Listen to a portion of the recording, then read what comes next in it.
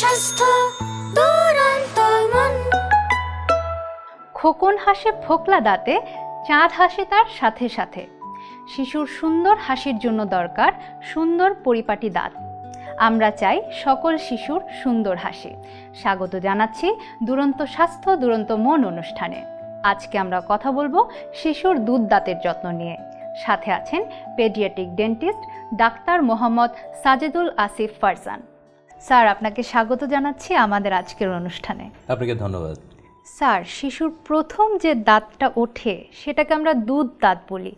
দুধ দাঁত কেন বলি? দেখুন, দাঁত আসলে দুই রকমের হয়। জন্মের 6 মাস থেকে যে দাঁতটা আসে সেটাকে আমরা দুধ দাঁত বলি। তার অনেকগুলো নাম আছে। এটাকে প্রাইমারি টুথ বলা হয়, এটাকে ডিসিডুয়াস টুথ বলা হয়, এটাতে মিল্ক টুথ বলা হয়। আমি ধারণা করি যে দুধ দাঁতটা বোঝার সুবিধার্থে এই শব্দটা চয়ন করা হয়। তাহলে আসলে অনেক ধরনের নামই রয়েছে। জি। আচ্ছা, এই দুধ দাঁত ওঠার আগে কি কোনো ধরনের জটিলতা হতে পারে? আসলে বিষয়টাকে আমি জটিলতাও সেভাবে নিতে চাচ্ছি না।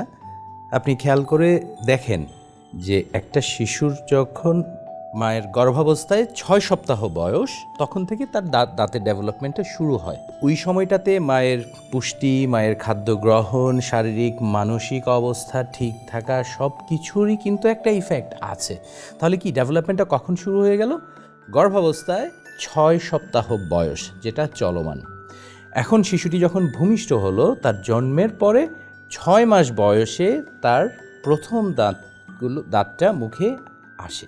আপনি যে প্রশ্নটাই ছিলেন, জটিলতা বা কোনো সমস্যা কোনো কিছু, এখানে এই দুধ দাঁতগুলো মুখে যখন আসতে শুরু করলো, এটা 6 মাস থেকে শুরু হচ্ছে, তো এটা 2 বছর 2.5 বছর অবস্থা ভেদে 3 বছর পর্যন্ত সবগুলো দুধ দাঁত মুখে আসে। সংখ্যা কত? 20। সেটা কিভাবে? নিচের পাটিতে 10টি, উপরের পাটিতে 10টি। হ্যাঁ, আমরা অনেকেই জানি, আবার অনেকেই জানি না যে আমাদের আসলে জীবদ্দশায় দাঁত কতটি থাকে। হ্যাঁ, সমাজে প্রচলিত যে আমাদের 32 দাঁত, আসলে কিন্তু 52 দাঁত। আচ্ছা আচ্ছা। হ্যাঁ, এই যে দুধ দাঁত যেটা বলছিলাম সেটা হচ্ছে সংখ্যায় 20, তারপরে যে স্থায়ী দাঁত আসে সেটা হচ্ছে 32, তাহলে কত হলো? 52। আমি আপনার প্রশ্নে আসছি। এটা একটা ফিজিওলজিক্যাল, আমাদের মেডিকেল টার্মে বলি ফিজিওলজিক্যাল প্রসেসেই দাঁতগুলো মুখে আসে। তো দাঁত ওঠার আগে কিছু ঘটনা ঘটে আর কি। যেমন ধরুন, বাচ্চার তখন মুখে লালা বেশি হয়, যে কোনো জিনিস কামড়াতে চায়, চিবাতে চায়, হ্যাঁ, মুখে আঙ্গুল দিয়ে থাকে, একটু কান্নাকাটি করে। এগুলো হচ্ছে কি দাঁতগুলো মুখে আসছে, এটার একটা লক্ষণ বাচ্চার আচরণ থেকে। তো সে তার কথা বলতে পারে না, বোঝাতে পারে না ওই সময়টাতে। ওই সময় দেখা যায় কি, তার অনেক সময় পেট খারাপ হয়, অনেক সময় জ্বর আসে। এগুলো সবগুলোই কিন্তু আপনার তার মানে দাঁত ওঠার সাথে সরাসরি সম্পর্কিত না, কিন্তু তার সাথে কোনোভাবে আছে, জড়িয়ে আছে আর কি। তো এই পেট খারাপ হওয়া, জ্বর হওয়াটাকে অনেকে আমরা এভাবে সমাজে সাধারণ মানুষ যারা, তারা ভাবে যে দাঁত ওঠার আগে জটিলতা। আসলে জটিলতা না এই। তো এখন আমরা যখন জানবো, বা আমরা বাচ্চার মা হিসাবে, বাবা হিসাবে যখন আমরা এটা জানবো যে তার দাঁত ওঠার সময় এই জিনিসগুলো ঘটবে, তাহলে তাকে সেই বিষয়গুলো থেকে নিবৃত রাখতে হবে। সব কিছু যেন মুখে না দেয়, কামড় দিতে না, যে জিনিসটা মুখে দিচ্ছে সেটা যেন পরিষ্কার থাকে। অ্যাটলিস্ট আপনি জানেন নিশ্চয়ই অনেক কিছু আছে এরকম যেটা বাচ্চা কামড় দিতে পারে। আর ওই জ্বর হওয়া বা পেট খারাপ হওয়া যেটাই হচ্ছে, সেটা সিমটোমেটিক ট্রিটমেন্ট আমরা বলি যে সেটা করার জন্য আর কি। স্যার, আপনি যে বললেন যে 6 মাসে প্রথম দাঁতটা আমরা দেখতে পাই, তো এই 6 মাসের আগে বা ওই সময়টায় আসলে মুখের কোনো পরিচর্যার প্রয়োজন আছে? নিশ্চয়ই দরকার আছে। 6 মাস বয়সে শিশুর মুখে প্রথম দাঁত আসছে না, তো শিশুর বয়স যখন 2 মাস, তখনই মা যেটা করতে পারেন, পরিষ্কার নরম সুতি কাপড় সিদ্ধ পানিতে ভিজিয়ে সে কাপড়টা আঙুলে পেঁচিয়ে সে কাপড়টা দিয়ে শিশুর মাড়িটা পরিষ্কার করে দিবে প্রতিবার খাওয়ার পর। এটা দিয়ে শুরু, এবং এই চর্চাটা তাকে দাঁত ওঠার আগে থেকেই করতে হবে। আর শিশুর দুধ দাঁত ওঠার পর সেক্ষেত্রে যত্নটা কীরকম হবে? সেটা তো 6 মাসে তার দাঁত চলে আসলো না, দাঁতগুলো যখন আসার পর ব্রাশিংয়ে অভ্যস্ত করতে হবে বাচ্চাকে। তখন তো আর সে নিজে করতে পারবে না, তাকে ব্রাশটা করিয়ে দিতে হবে। হ্যাঁ, সেক্ষেত্রে বাবা মাকে ভূমিকা নিতে হবে। আমাদের সামাজিক প্রেক্ষাপটে দেখা যায় মাই একটু বেশি ভূমিকা নেন, মাকেই ভূমিকাটা নিতে হবে। সফট ব্রিসেলের ছোট টুথব্রাশ বাচ্চাদের জন্য, টুথব্রাশ আলাদা, পেস্টও আলাদা। এখন প্রশ্ন হচ্ছে ওই কোন পেস্টটা শিশু ব্যবহার করবে কোন বয়সে।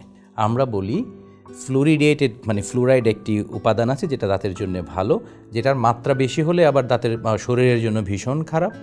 সেটা সহনীয় মাত্রায় বা একটা শিশুর জন্য প্রযোজ্য মাত্রায় বয়স অনুযায়ী টুথপেস্টে থাকে। সেই টুথপেস্টটা দিয়ে বাচ্চাকে দাঁত ব্রাশ করিয়ে দিবে মা। যেমন আমরা রেকমেন্ড করি 18 মাস বয়সে, মানে হচ্ছে আপনার 1.5 বছর বয়স শিশুর, তখন একটা চালের দানা পরিমাণ টুথপেস্ট ব্রাশে নিবে, নিয়ে সেটা দিয়ে ব্রাশ করবে। তারপরে যখন তার বয়স 36 মাস, মানে হলো 3 বছর বয়স, তখন একটা মটর দানা পরিমাণ টুথপেস্ট ব্রাশে নিয়ে সেটা দিয়ে ব্রাশ করবে। নিয়ম মেনে নিয়ম মতো, এই কথাটা আমি বলতে পছন্দ করি। নিয়ম মেনে মানে হচ্ছে দাঁতটা কিভাবে ব্রাশ করবে, কত সময়ে ব্রাশ করবে, কিভাবে ব্রাশ করবে। যেমন সামনের দাঁতগুলোকে আমরা বলি যে উপর নিচ করে পরিষ্কার করে দেয়া।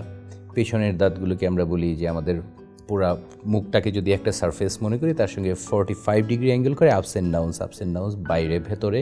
এবং দাঁতের যে সারফেসটা আমাদের চিবাতে কাজে লাগে, মানে আমরা উপরের পাটি নিচের পাটি যখন আমরা চিবিয়ে খাই, সেই সারফেসটাকে আমরা রোল করে করে করে করে পরিষ্কার করে দিতে হবে নিয়ম মেনে। কয়বার? সেটা খাওয়ার পর।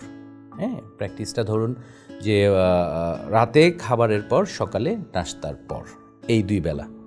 কত সময়? 2 মিনিট। আপনি জানেন নিশ্চয়ই যে আত্মবিশ্বাসের শুরুটা হয় কিন্তু হাসি দিয়ে। এবং এই হাসির সবচেয়ে গুরুত্বপূর্ণ অনুষঙ্গ হচ্ছে দাঁত। এই জিনিসটা যেমন আমি জানছি, আপনি জানছেন, আমি আমার সন্তানকে সেই জিনিসটা জানাবো যে তোমার দাঁত সুন্দর, তোমার হাসি সুন্দর, তোমার হাসি সুন্দর, তুমি আত্মবিশ্বাসী, তুমি আত্মবিশ্বাসী, তুমি সফল। আপনার কথাটাই যদি একটু আরেকবার বলি, 18 মাস বয়সে হচ্ছে চালের দানার সমান, আর দ্বিগুণ 36 মাস বয়সে হচ্ছে মটরের দানা সমান টুথপেস্ট নেব, আর 2 বার নিয়ম মেনে নিয়ম মতো 2 মিনিট। আচ্ছা, তো পরের প্রশ্ন আসলে সেটা হচ্ছে অনেক সময় দেখা যায় যে দাঁত আগের থেকেই থাকে, জন্মের সময় দাঁত নিয়েই জন্মগ্রহণ করে, তো সেক্ষেত্রে এটা আসলে কেন হয়? এটা হয় জন্মগতভাবে, অনেকে একটি দাঁত নিয়ে তার শিশুটার জন্ম হয়। তো এটা দেখে ভয় পাওয়ার বা আতঙ্কিত হওয়ার মতো কিছু না, এটা হতেই পারে। বিজ্ঞান ভিত্তিকভাবেই প্রমাণিত যে একটা দাঁত, তার পেরিনেটাল টুথ বলি আমরা, এটা হয়তো জন্মগতভাবে একটা দাঁত নিয়ে আসতে পারে। আসলে যেটা করতে হবে, আতঙ্কিত না হয়ে চিকিৎসকের কাছে যেতে হবে। চিকিৎসক ওই দাঁতের কি করণীয় তার পরামর্শ মোতাবেক ব্যবস্থাটুকু নিতে হবে। দাঁত পড়ে গেলেই তো নতুন করে স্থায়ী দাঁত উঠবে, তো দাঁত পড়ে যাওয়ার সময়কালটা আসলে কখন? দেখুন, দাঁত মুখে আসার যেমন একটা নির্দিষ্ট সময় আছে, এটা পড়ে যাওয়ারও একটা নির্দিষ্ট সময় আছে। এই দাঁতগুলোকে রিপ্লেস করবে বা দাঁতগুলোর জায়গা নিয়ে নিবে স্থায়ী দাঁতগুলো এসে, যেটা আমার আজন্ম থেকে যাবে মুখে। তো এই দাঁতগুলো পড়বে যে, এটা পড়াটা শুরু হয় 6 থেকে 7 বছর, গ্রসলি একদম 6 থেকে 7 বছরে। নিচের পাটির সামনের দাঁতগুলো দিয়ে শুরু হয়, সেটা পড়ে যেয়ে সেখানে স্থায়ী দাঁত আসে।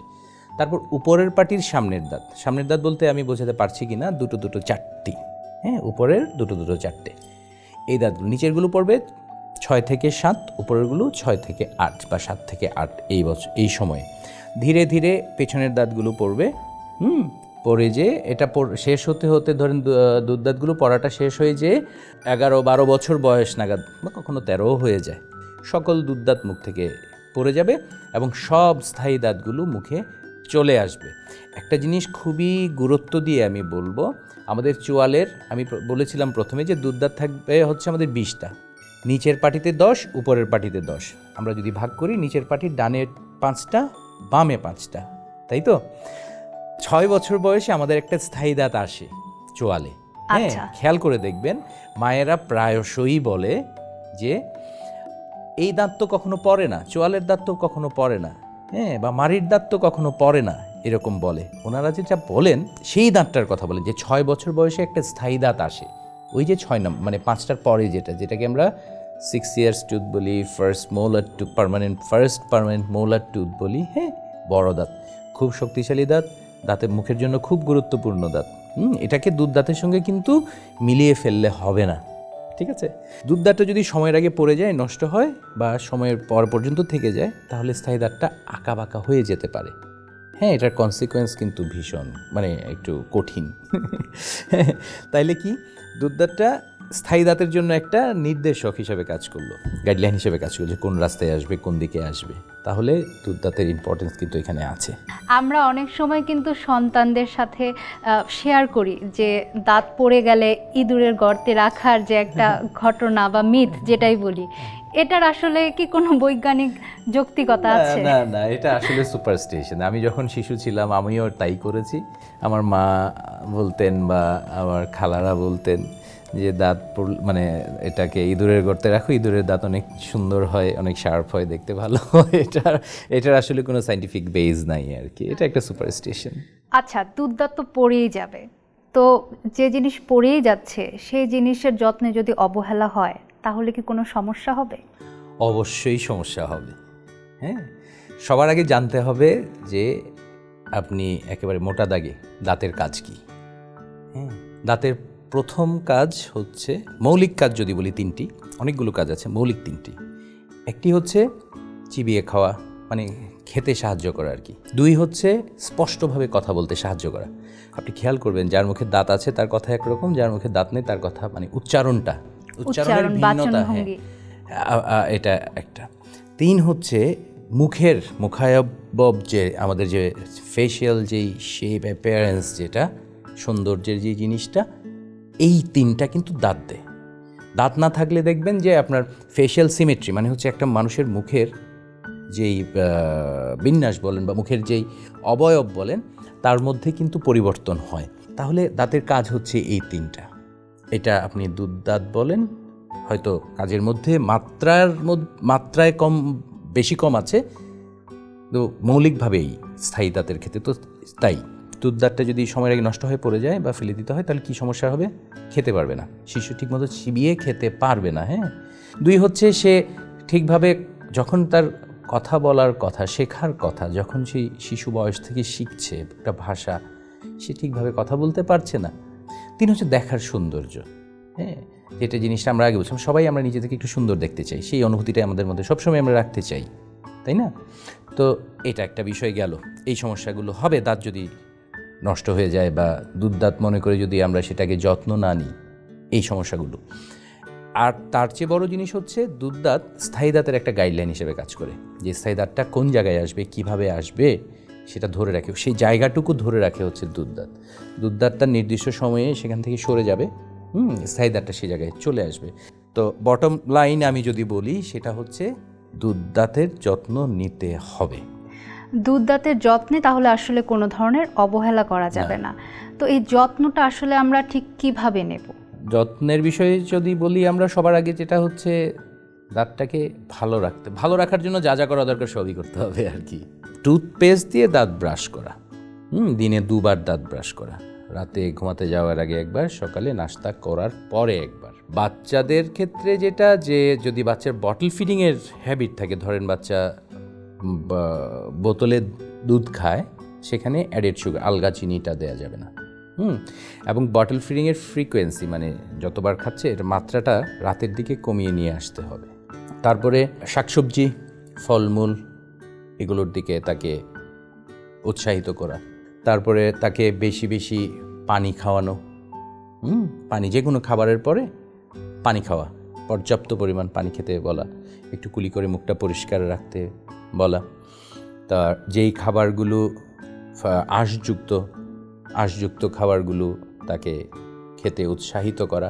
সর্বোপরি দাঁত যে তার জন্য খুব গুরুত্বপূর্ণ, এটা তার চিন্তা চেতনায় এবং অনুভূতিতে নিয়ে আসা।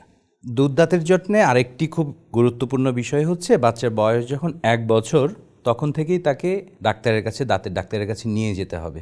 1 বছর বয়স থেকে যখন একটা বাচ্চা দাঁতের ডাক্তারের কাছে রেগুলার চেকআপে যাচ্ছে, বা এটা দেখে দেয়া তার দাঁতের কী অবস্থা কি, তার মধ্যে কিন্তু একটা মানে আমাদের যে দাঁতের ডাক্তারকে নিয়ে ভয় বা ভীতি কাজ করে, ডাক্তারের কাছে গেলেই অনেক পেইনফুল ইনজেকশন, এটা সেটা অনেক কিছু আছে, এই ভীতিটা কমে আসবে।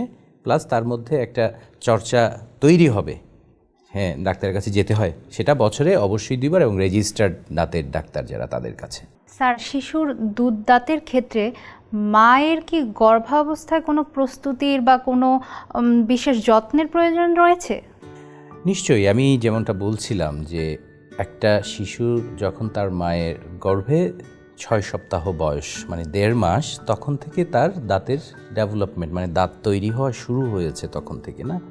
ওই সময়টাতে তার যথাযথ পরিমাণ ভিটামিন, মিনারেলস, হ্যাঁ, নিউট্রিশন মাকে পেতে হবে।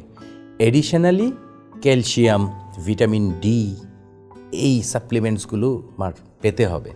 তাহলে হবে যেটা, দাঁত তখন অনেক বেশি ভালো থাকবে। আসলে তাহলে গর্ভাবস্থা থেকেই মাকে চিকিৎসকের কাছে যেতে হবে এবং যথাযথ সাপ্লিমেন্ট খেতে হবে। চিকিৎসকের কাছে ও তার প্রেগনেন্সি রিলেটেড ইস্যুর জন্য তো উনি যাবেনই। আর আমাদের ডেন্টালের যেই ইস্যুসগুলো আছে, যে গর্ভাবস্থায় কিছু হরমোনাল চেঞ্জ হয়, সেগুলোর জন্য আমাদের কাছে আসেন নর্মালি পেশেন্টরা, দাঁতের ডাক্তারের কাছে আসেন। তাদের মূলত গামে প্রবলেম হয়, তো সেই জিনিসগুলো আমরা অ্যাড্রেস করি এবং অ্যাকর্ডিং টু দ্যাট আমরা ট্রিটমেন্ট করি। আমাদের দেশের দাঁতের চিকিৎসায়, হ্যাঁ, আমাদের নলেজ, স্কিল এবং এক্সপার্টাইজ কিন্তু অনেক দূর এগিয়েছে উন্নত বিশ্বের সাথে, অনেকটা আপনি কাছাকাছি বলতে পারেন। কেন? যে একমাত্র দাঁতের চিকিৎসা নিতে আপনি খেয়াল করবেন যে বিদেশ থেকে বাংলাদেশে এসে মানুষ দাঁতের চিকিৎসা করে। হ্যাঁ, একটা অর্থনৈতিক বিষয় তো একটা আছেই, কিন্তু তারপর আপনার নিজের স্বাস্থ্যের সাথে কিন্তু আপনি খরচের বিষয় বা ফাইন্যান্সিয়াল ম্যাটার্স আপনি কিন্তু এটা কম্প্রোমাইজ কখনো করবেন না। একমাত্র আবার অনেক চিকিৎসার জন্য যেটা হয় কি, আমরা দেখি আমাদের বাংলাদেশ থেকে আমরা অন্য দেশে যাচ্ছি চিকিৎসা নিতে, কিন্তু দাঁতের চিকিৎসা নিতে আমরা বাইরে থেকে কিন্তু এখানে নিতে আসছি। তাহলে আমরা বলতে পারি যে আমাদের ডেন্টিস্ট্রি মনে হয় আসলে উন্নত বিশ্বের সাথে তাল মিলিয়ে এগিয়ে যাচ্ছে। এটা তো তাহলে বাংলাদেশের জন্য অনেক বড় সুসংবাদ। নিশ্চয়ই স্যার, আজকে আমরা অনেক গুরুত্বপূর্ণ বিষয় নিয়ে কথা বললাম। আপনি যদি আসলে আমাদের মা বাবার উদ্দেশ্যে দুধ দাঁতের যত্ন নিয়ে আরও কিছু যুক্ত করতে চান। দুধ দাঁত স্থায়ী দাঁত না, দাঁতকে দাঁত হিসাবে দেখতে হবে। হ্যাঁ, স্থায়ী দাঁতের ক্ষেত্রে যে যত্নগুলো করা বা সেটা যতটা গুরুত্বপূর্ণ তার চেয়ে কোনো অংশেই কম গুরুত্বপূর্ণ না। দাঁতের যত্নে দাঁত ব্রাশ ঠিকভাবে করা, দাঁতের জন্য উপকারী খাবারগুলো গ্রহণ করা, যে নিয়ে আমরা বিস্তর আলোচনা করেছি। 3 নাম্বার হচ্ছে দাঁতের গুরুত্বটা বাচ্চাকে বুঝিয়ে বলা। হ্যাঁ, দাঁতের পাশাপাশি মাড়ি এবং জিহ্বা এটা পরিষ্কার করা, ব্রাশ করার পরে মাড়ির জিহ্বাটা একটু ব্রাশের ব্রেসেলের উল্টা পাশ দিয়ে ঘষে পরিষ্কার করে দেয়া, পুষ্টিকর খাবার গ্রহণ করা, সর্বোপরি বছরে 2 বার করে ডেন্টাল সার্জনের সঙ্গে বাচ্চার দাঁত নিয়ে দেখা করা। স্যার, আমি নিশ্চিত এই কথাগুলো যদি আমরা মনে রাখতে পারি তাহলে আমাদের অনেক কাজে আসবে। আপনাকে অসংখ্য ধন্যবাদ আমাদেরকে সময় দেওয়ার জন্য। আপনাকেও ধন্যবাদ। কথা হচ্ছিল শিশুর দুধ দাঁতের যত্ন নিয়ে, আজ এই পর্যন্তই। দেখা হবে আগামী পর্বে নতুন কোনো বিষয় নিয়ে, নতুন কোনো অতিথির সঙ্গে। সেই পর্যন্ত ভালো থাকবেন, সুস্থ থাকবেন এবং আমাদের শিশুদের হাসি খুশি রাখবেন।